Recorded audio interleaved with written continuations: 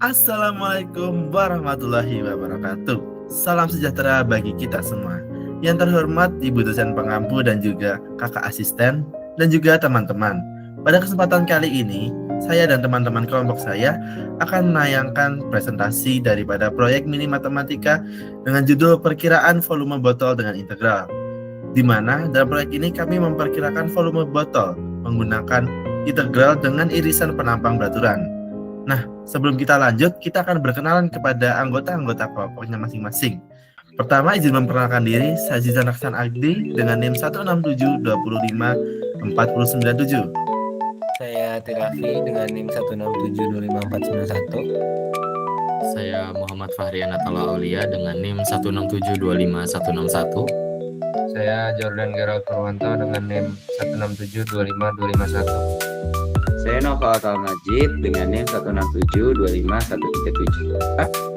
Nah, bagaimana kami memilih bentuk botol yang dijadikan sebagai objek penelitian pada proyek mini kali ini?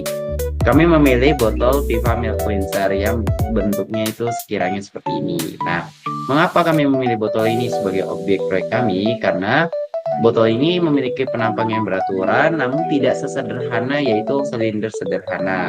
Namun untuk penampangnya berbentuk elips dan juga bentuk dan ukurannya dapat diukur dengan jelas sehingga itu memudahkan kami dalam melakukan pengukuran. Lalu bagaimana pemilihan irisan luas sejajarnya? Seperti yang sudah dilihat, irisan sejajarnya itu seperti ini. Jadi botol ini direbahkan lalu dipotong, diambil satu segmen di partisi. Lalu segmen tipis ini dilihat bahwasannya ini sebagai suatu delta V. Nah, seperti yang bisa dilihat bahwasannya delta V ini memiliki ketebalan yang sangat tipis yaitu dx dan juga memiliki luas penampang ataupun irisan penampang yang bentuknya itu elips seperti itu. Selanjutnya mengenai penentuan fungsi volume botol. Di sini kita sama-sama mengetahui bahwasanya persamaan umum untuk menghitung volume benda pejal adalah V sama dengan alas dikali tinggi.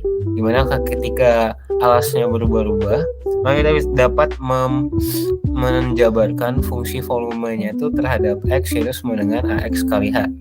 Di mana AX merupakan luas penampang botol pada titik X sembarang dan H adalah tinggi dari botol itu sendiri.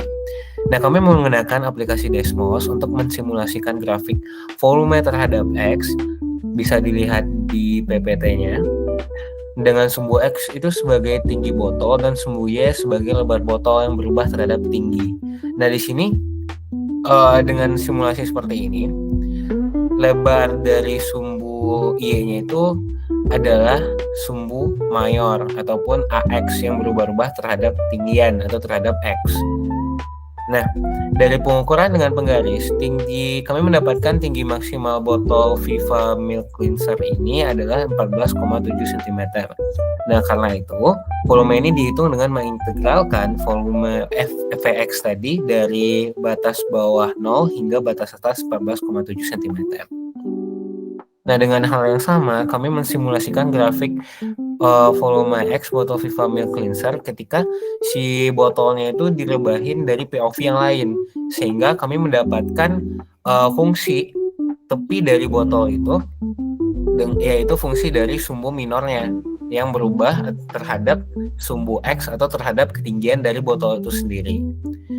Nah, oleh karena itu, dengan menggunakan rumus luas elips yaitu V sama dengan luas sama dengan V dikali A dikali B, kami mendapatkan persamaan dari luas elips di titik sembarang X gitu. Selanjutnya adalah metode pengukuran dari botol. Botol sendiri diukur guna mendapatkan fungsi untuk menghitung sumbu mayor dan sumbu minor yang berubah-ubah seiring bertambahnya tinggi atau kalau di sini ketika direbahkan seiring bertambahnya panjangnya. Pertama-tama kita menentukan jumlah partisi sebanyak 15 partisi untuk mendapatkan data regresi yang tepat. Mengapa kami menggunakan 15 partisi? Karena tadi tingginya adalah 14,7, maka kami bulatkan ke 15. Selanjutnya, botol direbahkan lalu diukur sisi horizontal panjangnya untuk mengetahui sumbu minor dan sumbu mayornya. Lalu botol diukur sumbu minor dan mayornya dengan melihat ketebalan dari botol yang berubah-ubah seiring X-nya juga berubah. Berikut ini merupakan data yang kami dapatkan setelah pengukuran, sehingga yang di titik paling kiri adalah titik partisinya ketika ada 1,1 hingga 14,7 yang merupakan titik puncaknya atau titik paling maksimum dari tingginya. Lalu ada sumbu mayornya, ada yang A, ada juga yang B. Nah, lalu setelah kami dapatkan fungsi tersebut, kami masukkan ke dalam kalkulator dan kami lakukan regresi polinomial dengan derajat 2 untuk menentukan fungsi AX yaitu pada sumbu mayornya dan fungsi BX yaitu pada sumbu minornya, dan didapatkan hasil sebagai berikut. Oke, untuk selanjutnya adalah perhitungan volume. Perhitungan volume ini kita sudah melihat tadi bahwa volume setiap partisi itu adalah luas penampang dikalikan dengan ketebalannya atau H. Di sini kami lambangkannya. Nah, untuk delta V ini atau volume tiap partisi itu dengan rumus luas alas elips tadi adalah V dikalikan dengan panjang semi mayor dan panjang semi minor dikalikan dengan ketebalannya. Nah, kita tahu bahwa panjang sumbu semi mayor dan panjang sumbu semi minor itu berubah-ubah seiring berubahnya ketinggian dari benda tersebut. Maka karena fungsi dari panjang sumbu semi mayor dan sumbu semi minornya berubah-ubah, maka kita menggunakan integral untuk bisa menghitung volume totalnya.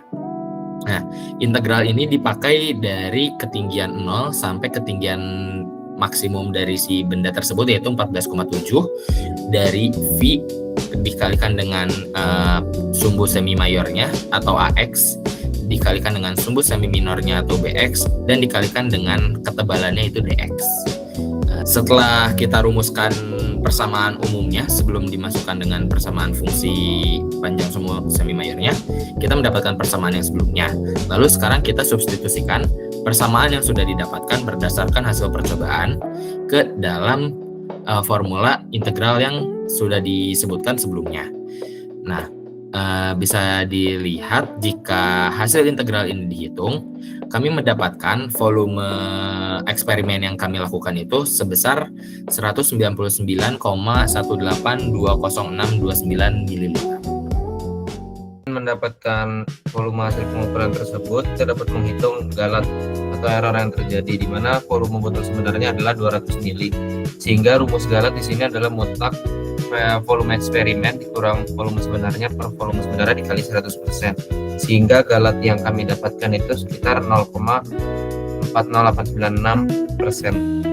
Adanya hasil dari galat tersebut, maka muncul ada sedikit perbedaan hasil pengukuran volume botol tersebut yang dapat disebabkan oleh yang pertama itu dari pengabaian ketebalan dinding botol. Adanya tebal dari dinding botol tersebut membuat perhitungan sebenarnya mengukur bagian luar dari botol, sehingga terjadi perbedaan. Kemudian yang kedua, adanya kesalahan aproksimasi fungsi. Fungsi yang ada tersebut merupakan pendekatan sesuai garis sisi botol, yang sebenarnya mungkin saja botol asli itu tidak mulus sempurna seperti fungsi yang diaproksimasi. Yang ketiga, ada keterbatasan alat ukur. Yang keempat, ada kesalahan pengamat. Baik, sekian yang dapat kami sampaikan pada kesempatan kali ini. Kurang lebihnya mohon maaf. Wassalamualaikum warahmatullahi wabarakatuh.